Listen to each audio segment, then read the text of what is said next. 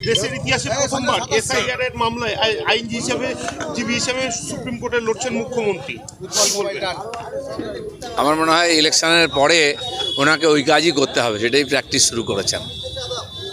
মুখ্য নির্বাচন আইনজীবী হিসেবে যে লড়তে হচ্ছে কেন, তার উদ্দেশ্যটা কি কি মনে হয়? কেন না, উনি অনেক কিছুই করেন ওনার জীবনে। দেখুন না, কবি, সাহিত্যিক, দার্শনিক, গায়ক, নর্তক সবই আছেন উনি। আমার মনে হয় ওটা দেখে নিচ্ছেন। আর উনি হয়তো ধরেই নিয়েছেন যে এপ্রিলের পরে আর সরকার থাকবে না, তখন কিছু তো করতে হবে। কল্যাণ ব্যানার্জি আর দুজন মিলে ফাইল নিয়ে সুপ্রিম কোর্টে যাবেন। বলছি একটা কাজের হয়ে গেছে। হ্যাঁ, বলো। দেশের ইতিহাসে প্রথমবার এসআইআর এর মামলায় আইনজীবী হিসেবে সুপ্রিম কোর্টে লড়ছেন মুখ্যমন্ত্রী। আমার মনে হয় ইলেকশনের পরে ওনাকে ওই কাজই করতে হবে, সেটাই প্র্যাকটিস শুরু করেছেন।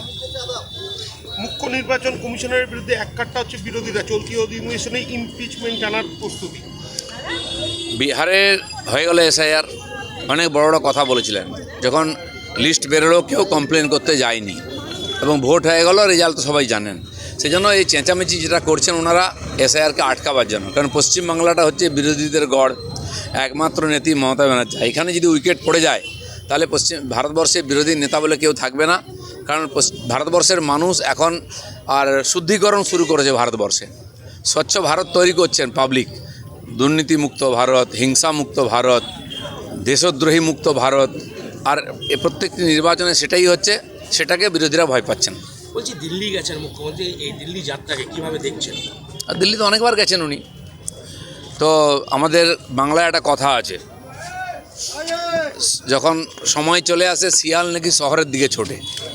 তো সময় এসে গেছে। আরেকটা বিষয় দাদা, সেটা পশ্চিমবাংলার পুলিশ কি করবে? তার সামনে খুন ধর্ষণ হচ্ছে, পুলিশকে বোম মারছে, ছুটছে পুলিশ। আমরা দেখেছি যখন এই কালিয়াচক থানায় আগুন দিল, পুলিশ লুঙ্গি পরে ছুটেছিল, লুঙ্গি ছেড়ে ছুটেছিল। যে পুলিশ টেবিলের তলায় লুকোয় টিএমসি গুন্ডাদের দেখলে, যে আলমারির পেছনে লুকোয় ফাইল মাথায় দিয়ে, সেই পুলিশ দিল্লিতে কী করবে? আসলে পুলিশ কি জানেন না তো মমতা ব্যানার্জি? দিল্লির পুলিশ দেখে ওনার অবস্থা খারাপ হয়ে গেছে। দিল্লির পুলিশের ওপর কি আস্থা নেই দিদি? দিল্লির পুলিশ কেন, কোন বাংলার পুলিশের উপর বাংলার লোকের আস্থা নেই? দিল্লির পুলিশের কাজ করছে। যখন সুপ্রিম কোর্ট বলেছিল এসআইআর কেন্দ্রেতে সুরক্ষা দিতে এখানকার সরকারকে, যখন বিরোধীরা আমাদের পার্টির লোকেরা বিএলএরা গিয়েছিলেন কমপ্লেন করতে, তাদেরকে মেরে মাথা ফাটিয়ে যায়, তাড়া করছিল ওদের এমএলএরা, ওদের নেতারা, গুন্ডারা মিলে। তাই সুরক্ষা দিতে বলেছিল সুপ্রিম কোর্ট, দিয়েছে? আইজি, ডিজি, এসপি কাউকে দেখা গেল না। পুলিশ আছেটা কোথায়? পুলিশ গুন্ডা এখানে সব এক হয়ে গেছে, তারা তো টিএমসির ক্যাডার হয়ে গেছে।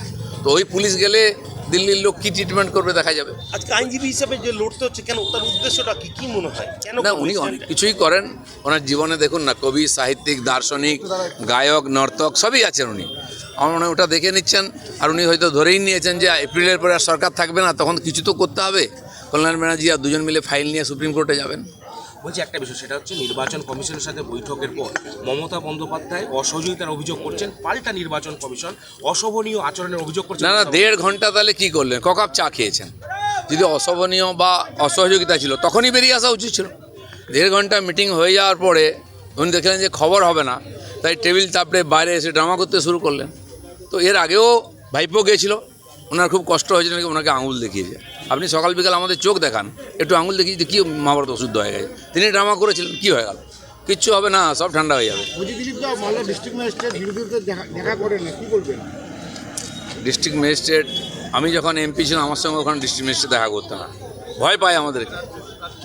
চোর ডাকাতরা ঘিরে থাকে ওদেরকে সবসময়, কী করে আমাদের সামনে আসবে? সেই জন্য এই সমস্যার সমাধান একটাই আছে, এখানে পরিবর্তন। চলুন, ধন্যবাদ।